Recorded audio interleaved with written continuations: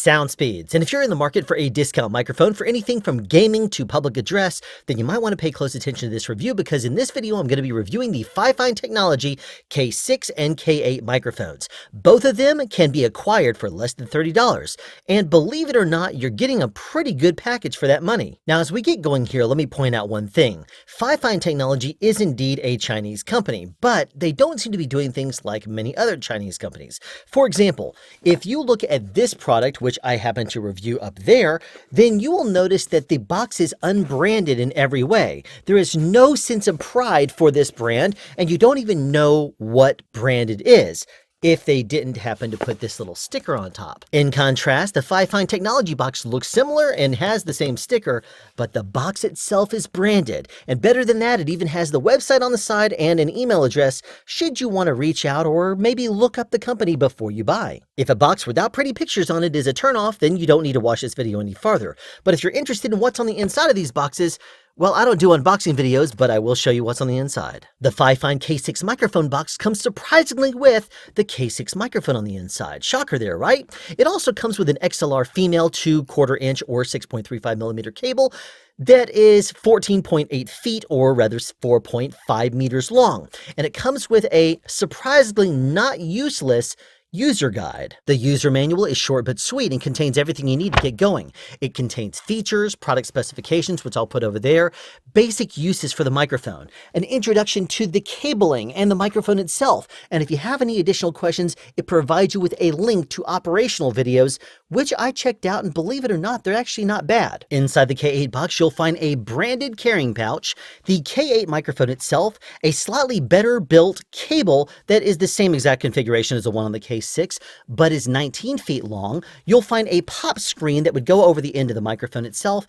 and again, a not so useless user manual. The user manual is laid out very similarly to the one on the K6. Features, specifications, potential uses, introduction to features, and just like on the Fifine K6 microphone, it has a custom URL specifically for that microphone containing operational videos. The cable that comes with the K6 is not at all impressive to me.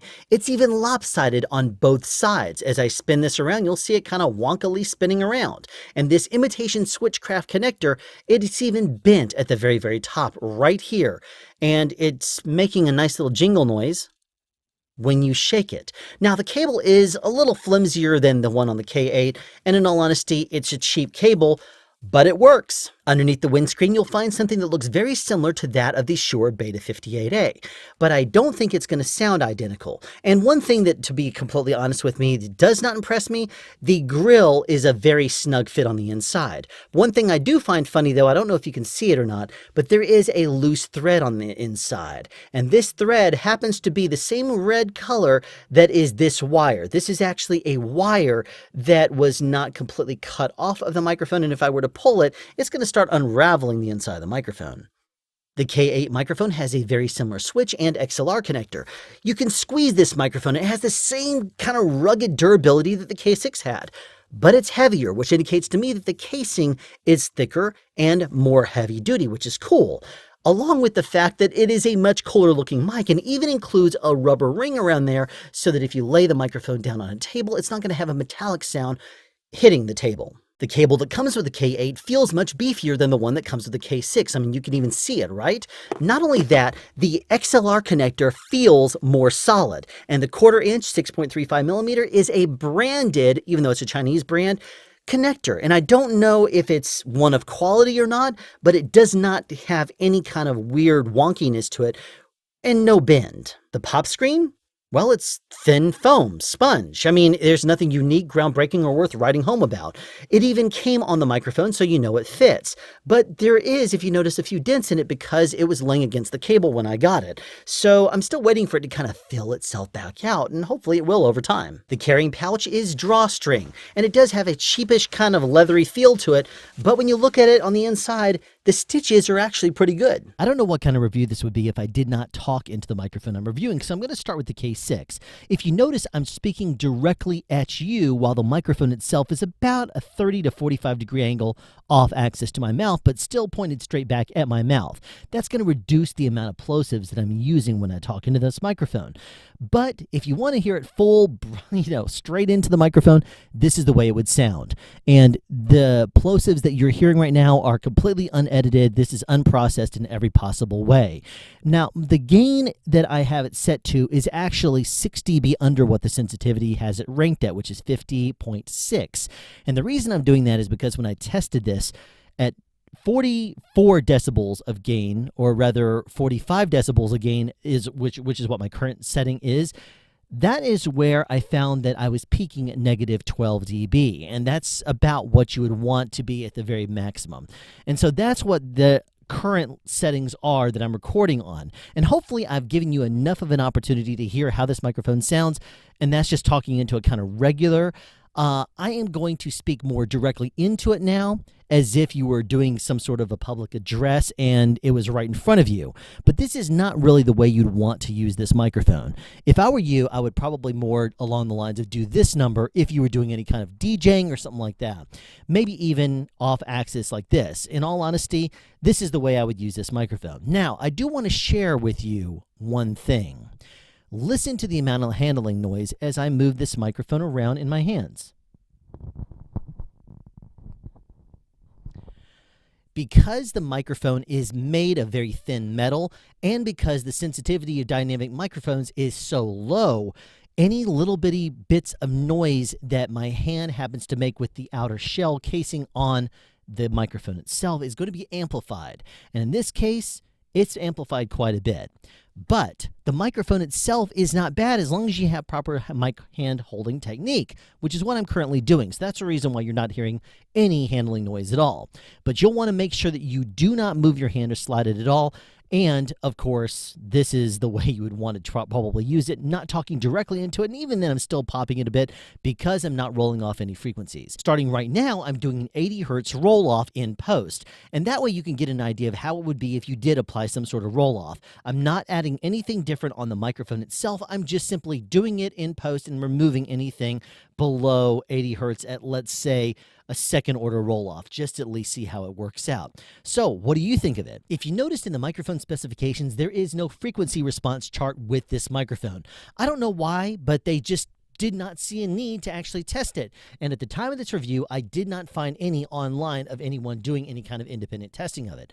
And I'm not going to either. I'm going to just rely on the amount of speaking that I'm doing and your ears to give an impression of how this thing sounds. Now, one thing I will point out about the Fifine microphones, and that is that the off-axis rejection of these microphones is extremely good. As a matter of fact, if I point it just slightly off-axis to my mouth, you're going to notice that I sound like I'm at the other side of the room. And that's just me going from here to here, this far away, 3 inches in front of my mouth sounds that far away. And now it's back on my mouth. Now I'm going to do the exact same thing this time, but this time going outwards.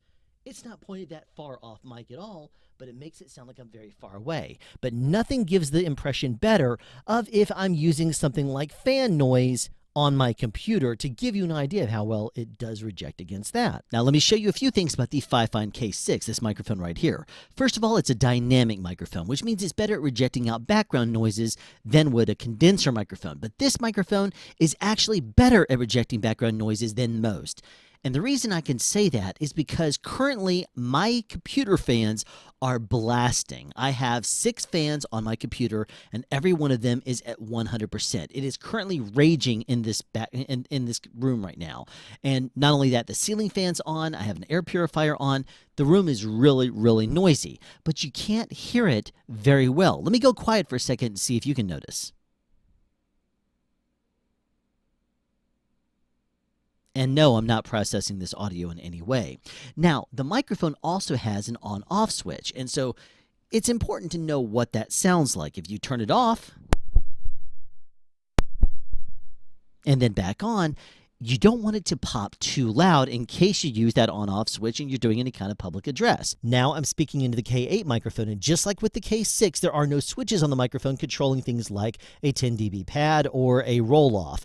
No, this microphone is just that. It is a microphone, but it does have an on-off switch, so if you're really wanting a switch, it's on there. If you look at the specifications of the K8 microphone versus the K6, you'll notice a few things. It is a little bit less sensitive, for one. Plus, it has a little bit more scoop out in the mids than the K6 does. But then you have no idea what the frequency response of the K6 is because it's not listed. But going by ear, it sounds a little bit flatter, if not more boosted in the lower end.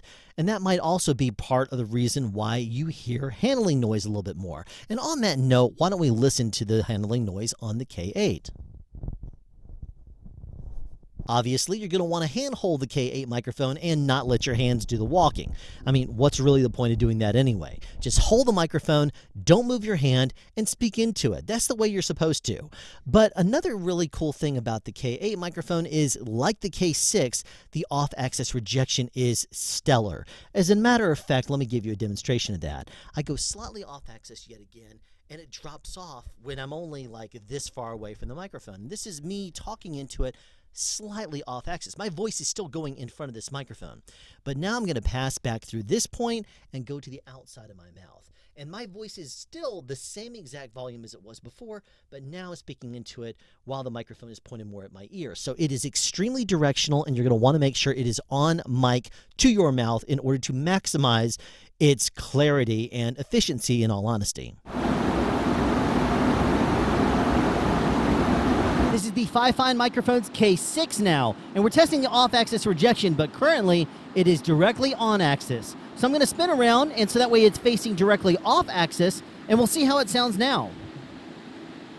This is the Fifine Microphones K8, and again, this is an off-axis rejection test. Currently on-axis, but now it is completely off-axis. How does my voice turn out? You tell me. Unlike the K6, the K8 comes with a pop screen that is currently on the microphone right now. And I'm going to speak directly into the microphone so you can hear how it deals with the plosives. Plosives have been reduced ever so slightly, but in all honesty, it's still not that effective. The P sound is still knocking it out of the park. And the B sounds are still there, but it is a little bit, I guess, reduced. I mean, it's supposed to be, right? In comparison, let me remove it. This is the way it sounds directly on mic. And if I were to say some B sounds and some P sounds, you're going to see, like, if I'm a boy and I'm playing ball, you'll hear how that sounds right there. And I haven't really taken it any farther away from my mouth, but I would like to point out that if I am speaking into this microphone point blank, it's going to have a lot more plosives than something like maybe an SM58 would, but not so much more that it really makes it a game changer. Now I'm speaking directly into the Shure SM58 microphone for comparison, and this will give you an idea of the tonal quality, how it deals with plosives, that kind of thing. Remember that I'm a boy and I'm playing with microphones for this review. If you notice, the plosives on the 58 are a little bit less abrasive than they are on the Fifine microphones, and that's because there's a little bit more wind around on the inside of the grill than there are in the Fifine microphones. But in all honesty, it's not really enough to make a fuss over. Here's a note that's very important if you're going to be using the Fifine microphones. If you're using an XLR female to XLR male connector, you might not get the desired performance. And if you use it with the phantom power on because you forgot to turn it off, you might also not be receiving the optimal performance out of the microphone. That right there is going to be present if you use an XLR to XLR cable. And unfortunately, if you open out all the pins like I've done right now, and you connect up the common grounds with the pin 1, which is the ground, it doesn't affect it. Listen. The buzz is still there. However, I do want to point out that the cable it is included with is a tip sleeve, which means it's only pins 1 and pins 2. So pin 3 actually needs to go in and become one with the ground. And listen to what happens when you connect up those two.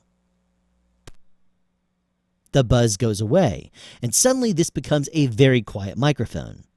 So if you're going to use this with an XLR to XLR, you might get some sort of a cable that you tie together pins 1 and pins 3. Add a little jumper on there if you will, because if you don't, you're going to have a buzz.